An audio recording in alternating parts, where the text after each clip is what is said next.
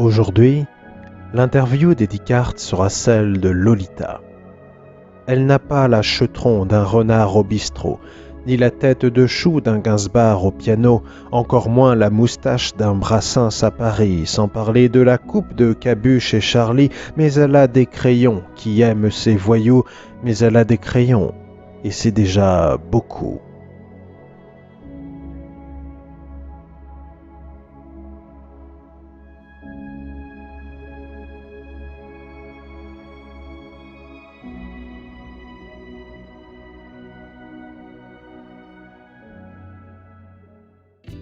Bonjour Lolita.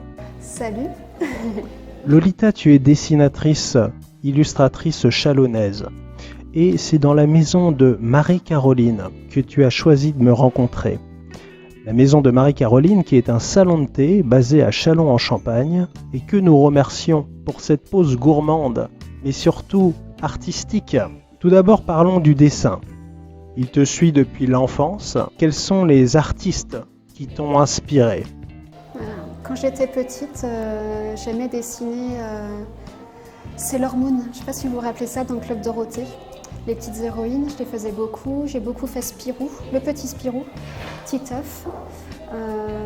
Oui, c'était les premiers en fait. Les Razmokat aussi qui passaient sur France 3, dans les mini-câbles. Les Intins de l'espace, tout ça, oui. Zep, beaucoup. Tom et Jean-Ry, du coup, pour Spirou. Et quelques mangas au tout départ. Mais je me suis vite détachée du manga, vraiment. Et en grandissant vient ensuite la création d'un blog, Le Crayon de Lola. C'était un blog que j'ai créé à la base en 2006, où je racontais des tranches de vie, beaucoup. Je dessinais à la main et je travaillais aussi beaucoup sur tablette, Photoshop. Je mettais en page comme ça et j'envoyais sur le blog à l'époque. Voilà. Après le blog, les années passent à mesure que les mines de tes crayons rétrécissent. Tu mènes à bien ton parcours d'illustratrice et ce qui ressort le plus dans ton travail, c'est ce lien étroit avec la chanson française. Tu sors en 2016 un premier recueil d'illustrations avec une cinquantaine de dessins, Douce Rébellitude, aux éditions, au studio FGH. Et en fait, les Douces Rébellitudes, c'est arrivé... Jérôme Gorgeon m'en avait parlé au printemps, parce qu'à l'époque, je galérais à sortir Gainsbourg, que j'ai auto-édité. C'est à peu près 2 ans de dessin réunis, qui abordent plusieurs thèmes en fait. Et une préface de Corbier. Oui, Corbier, oui. Du Club Dorothée, et qui n'a pas fait que le Club Dorothée, qui a fait plein de super belles chansons, qui était un très bon chansonnier, une écriture très fine. Je l'ai rencontré, Corbier, c'était en 2011. Il était venu faire un concert dans la région, et on s'est revus 3 fois. Et on avait gardé un contact comme ça sur internet, où de temps en temps, tiens, comment tu vas, des petits échanges rigolos. Et puis, quand il a fallu choisir quelqu'un pour une préface, d'instinct, j'ai pensé à lui parce que c'est quelqu'un de très humain, très drôle et que j'ai authentique en fait. Et je voulais ça en fait. Et puis c'est une figure de mon enfance quand même, parce que Club Dorothée quand même. Et après Douce Rébellitude vient ton deuxième ouvrage, qui est 69 Gainsbourg, qui est auto-édité et que tu as financé via Ulule. Et tout est parti d'une idée qui a émergé en 2013 dans le TGV Paris-Bayonne. À l'époque, je vivais une histoire d'amour carrément foireuse.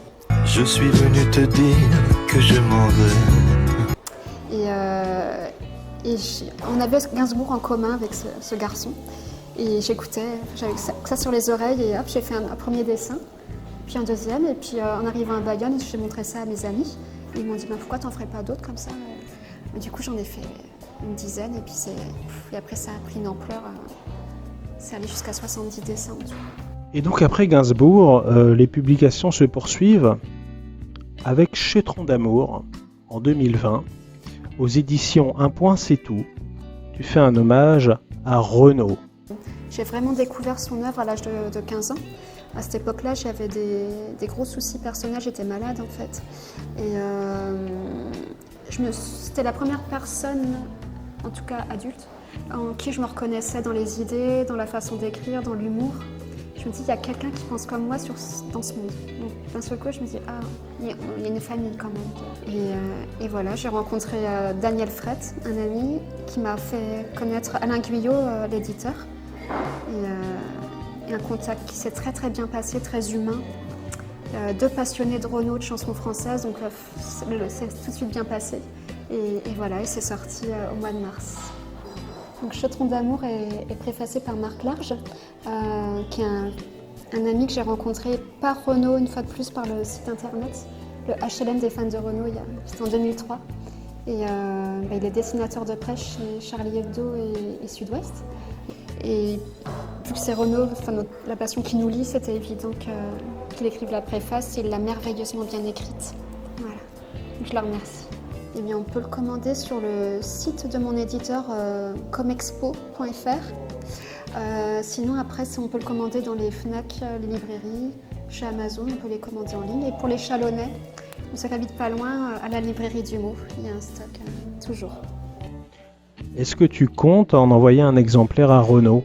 Eh bien, il l'a déjà. J'ai pas encore eu de retour, on verra. Je sais pas ce qu'il en a pensé.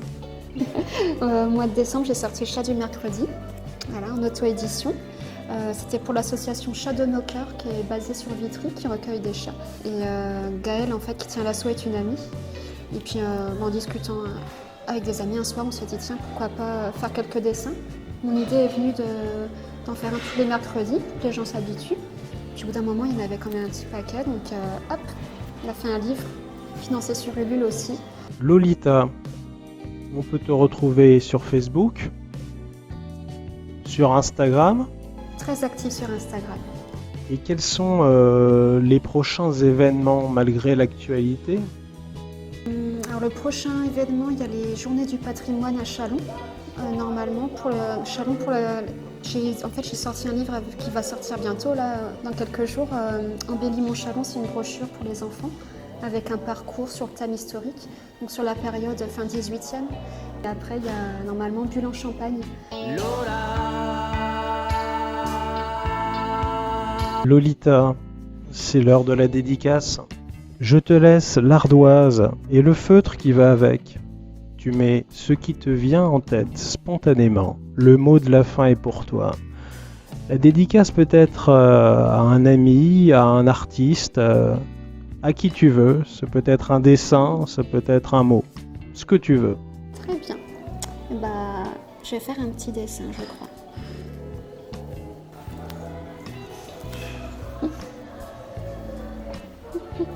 Ça va? Alors donc c'est Brassens? Non, c'est toi en fait. C'est moi? Ouais. D'accord. Lolita, merci pour cet entretien.